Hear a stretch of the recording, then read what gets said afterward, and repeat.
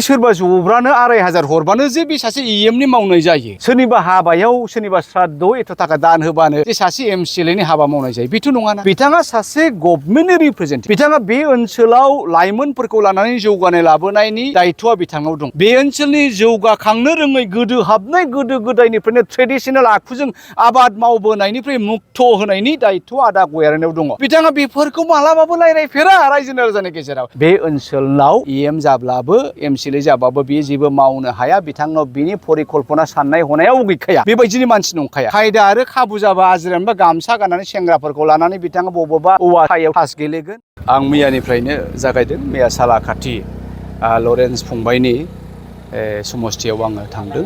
बावहायबो minority मुस्लिमफ्रा जोंनि मिटिंनि उनावनो फ्राय 400नि बारा बिथांमोना गावसोरनो भलन्टियार इउपिपिएलआव जगदान जादों। बेयो बिराद मोनसे स्टार्टिं बिराद मोजां जादों। बेनिफ्राय दिनैहाय आङो बे सेकेन्ड मिटिं।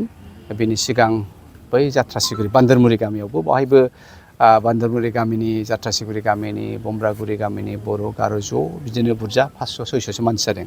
बावहायबो बिराद मोजां मोनसे रिसपन्सखौ जोङो मोन्दों जे बिथांमोना बयबो इउपिपिएलनि प्रति आग्रह जादों। आङो दिनै आदा धनेस्वर गयारिनि समस्थियाव दिनैनि हाबनायनि खोथाल' नङा, आङो बे समस्थिनिनो बिलं जायो। बावखुंग्रियानो आंनिबो समस्ति। दा बावहाय आं आदाखौ गोदोनिफ्रायनो नुदों। आदाया बै समाव आन्दलनकारिनिफ्राय मोनसे अबदान हिसाबै बिथांखौ बे ओनसोलाव लिडार गैबाङामोन नालाय बे सुबिदाखौ होनाय जादों। आरो बेबायदिनो आदा धनेस्वर गयारिया 15 बोसोर इन्टारिमखौ लानानै 17 बोसोर बिथाङा सासे इएम जाबोबाय। नैबे लास्ट 5 इयार्स इउपिपिएलनि आमोलावल' बिथाङा जायाखै। 15 बोसोर इएम।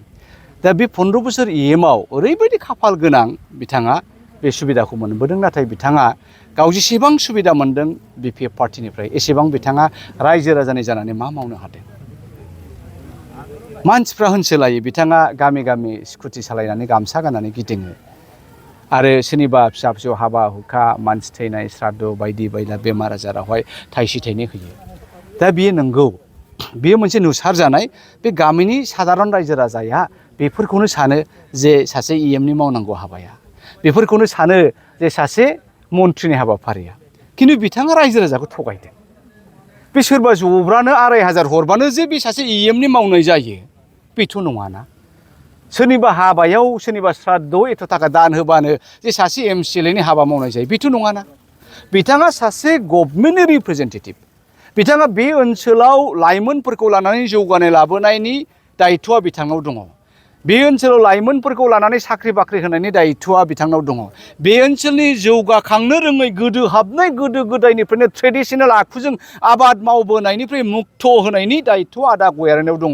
बिथाङा बेफोरखौ मालाबाबो रायज्लायफेरा रायजो राजानि गेजेराव। खारन बे ओनसोलाव रायजो राजाफ्रा फरायसुनायाव एसेबां आवगायनाय नङा नालाय बेफोरो बिथांनि मावनांगौखौ रावबो मिथिया।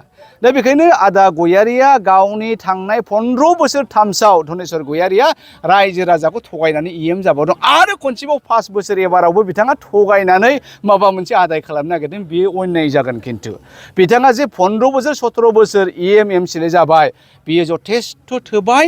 बिथाङा दा सोरबा सासेनोसो बिपिएफआव मेरला लाइमोन सेंग्राफोर दङ बिसोरनोसो हगारना होनांगौमोन। आं सानो एबारावहाय रायजो राजाया बयबो बुजिबाय जे धनेस्वर गयारि आदाया बे ओनसोलाव इएम जाब्लाबो एमसिएलए जाबाबो बियो जेबो मावनो हाया। बिथांनाव बिनि परिकल्पना साननाय हनायाव गैखाया। बेबायदिनि मानसि नंखाया। खायदा आरो खाबु जाबा आजिरानबा गामसा गाननानै सेंग्राफोरखौ लानानै बिथाङा बबेबा औवासुं सायाव थास गेलेगोन, बबेबा माबा थालिर बिफां गुदियाव थास गेलेगोन आरो बबावबा ओरैहाय थिनसिला सखरसिलाजों खायदा आरो खाबु मोनबा जुवा दाय सोनानै गावनो दायस्टारि जायो आरो फुजा पार्टि खालामनाय। बेफोरावसो बिथाङा खोब मोजां बेबायदि रायजो राजानि प्रतिनिधि जानानै रायजो राजानि हाबा मावनायनि बिथांनि खर'आव गैखाया, बिखायावबो गैया। दा बेखायनो रायजो राजा बिथांमोना बयबो बुजिबाय एबाराव आदा धनेस्वर गयारिया रायजो राजानि भट लानानै देरहानाय नङा।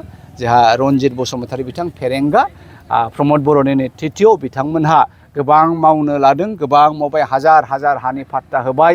दा बेफोरखौ नायोब्ला एबाराव इउपिपिएलआनो गभर्नमेन्ट फैगोन। तथा बे ओनसोलाव बावखुंग्रियाव रन्जित बसुमतारी इएमआ गोरलैयैनो देरहानानै फैगोन। बिथाङा नमिनेसन गथायखालि मोनसे खोथा बुंदों खौरां बिजोङाव, माने नैबे बावखुंग्रि बियाबाव 6 मासनि सिगांनो गाव देरहाखानाय होननानै बुंदों।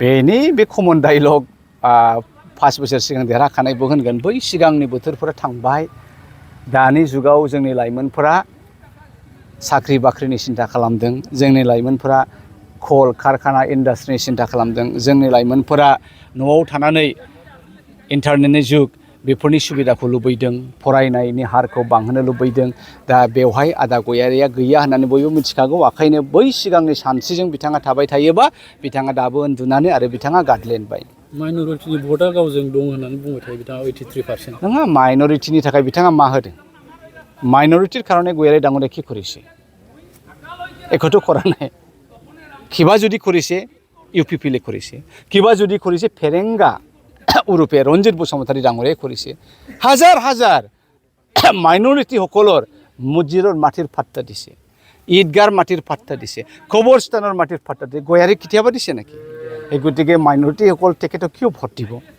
মাইনৰিটি সকলটো সবচেয়ে সত্তৰ বুজিব পাৰা চালাক মানুহবিলাক তেখেত এনেতো আনপঢ়িলেও এইবিলাক ৰাজনীতিৰ কথাটো সবচেয়ে আগত মাইনৰিটিবিলাক জানে সেই গতিকে গয়াৰী ডাঙৰীয়াক দি বা ওই গামোচা পিন্ধি পেলাই দৈনিক স্কুটি চালে দেশ উন্নতি হ'ব নাকি নহয় না তাহলে থাকিও দিব ওইটা ভুল ধাৰণা গয়াৰী ডাঙৰীয়া একচুৱেলি সাৰেণ্ডাৰহে কৰিব লাগে যি হৈছে ফেৰেংগা ডাঙৰীয়া আপুনি যিখিজা ভাল কাম কৰক বুলি नोंथांनि नोजोराव 18निफ्राय गोजौआव मोनगोन बिपिएफआ 6थानिफ्राय बाराद्राय 9था मोनगोन आरो बिपिएफआ एबाराव मोनबानिफ्राय बिजेपिआ मोनबानिफ्राय 6था मोनगोन बेखिनि फारागथियाव देरहागोन आं नुदों इउपिपिएलआ फ्राय गाव हारसिंनो गभर्नमेन्ट दागोन नङाब्ला मोननै मोनथामसो खमावहाय इदार उदार थाना थानि खालामनानै आरामसे कम्फर्टेबल गभर्नमेन्ट दागोन आं बेखौ एखेबारे रोखा नुहुरबाय